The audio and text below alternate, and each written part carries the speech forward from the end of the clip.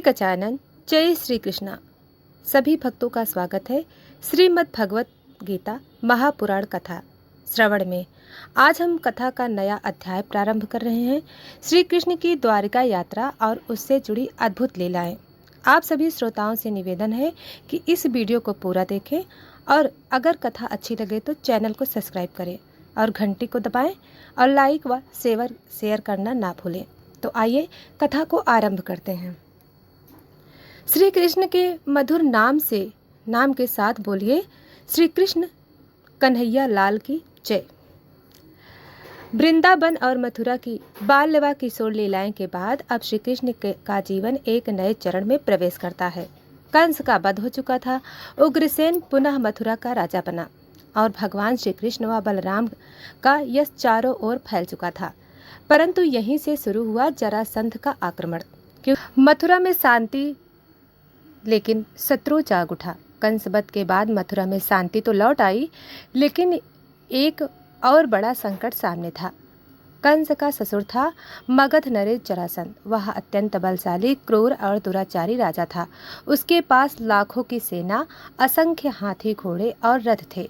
जब उसे यह समाचार मिला कि उसके दामाद कंस का वध श्री कृष्ण और बलराम ने किया तो उसके क्रोध की ज्वाला भड़क उठी। वह बोला, कृष्ण और बलराम ने मेरी वंश रेखा को कलंकित कर दिया। मैं उन्हें जीवित नहीं छोड़ूंगा। मथुरा की धरती पर उनका अस्तित्व मिटाकर ही दम लूंगा।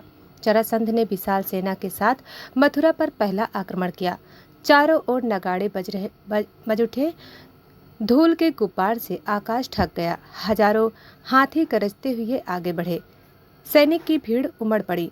मथुरा के लोग भयभीत हो गए। वे दौड़कर श्री कृष्ण और बलराम के पास पहुँचे और बोले, हे प्रभु, हम तो निरे गोपालक हैं। इस महासमर में हमारी रक्षा केवल आप ही कर सकते हैं। श्री कृष्ण ने मुस्कुराकर कहा, डरो मत, भक्तों की रक्षा करना ही मेरा व्रत है। यह जरासंध चाहे कितनी ही बार आए, हर बार उसका अभिमान मैं तोड़ूंगा। युद्ध आरंभ हुआ। बलराम ने अपनी हल और गदा से शत्रुओं को चारों ओर पटक पटक कर मार गिराया। श्री कृष्ण ने अपने शारंग धनुष से असंख्य बाणों की वर्षा कर दी।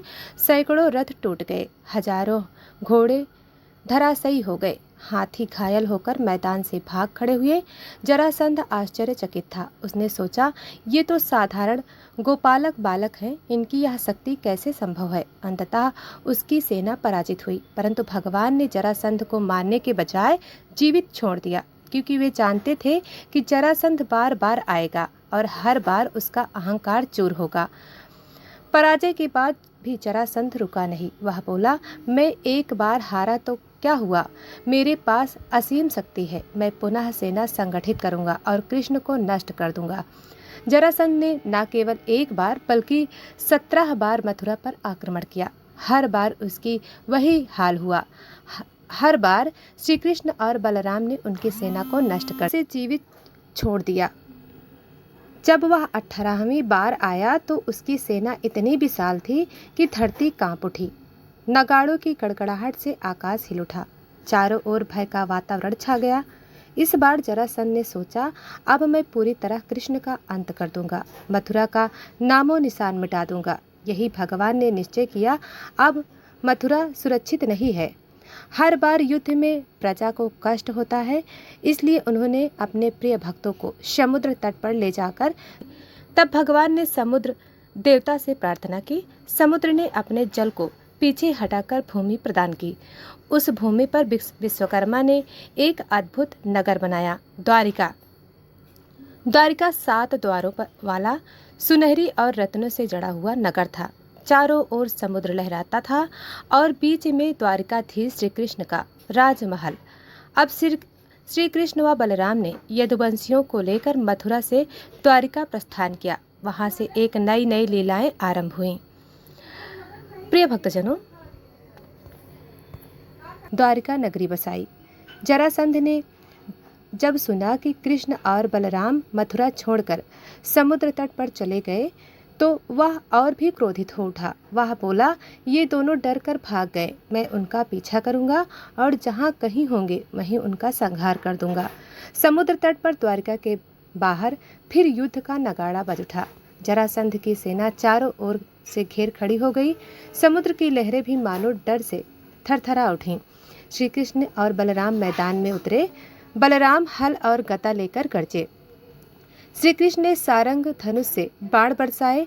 घंटों तक भयंकर संग्राम हुआ। धरती रक्त से लाल हो उठी। हजारों सैनिक रणभूमि में ढेर हो गए।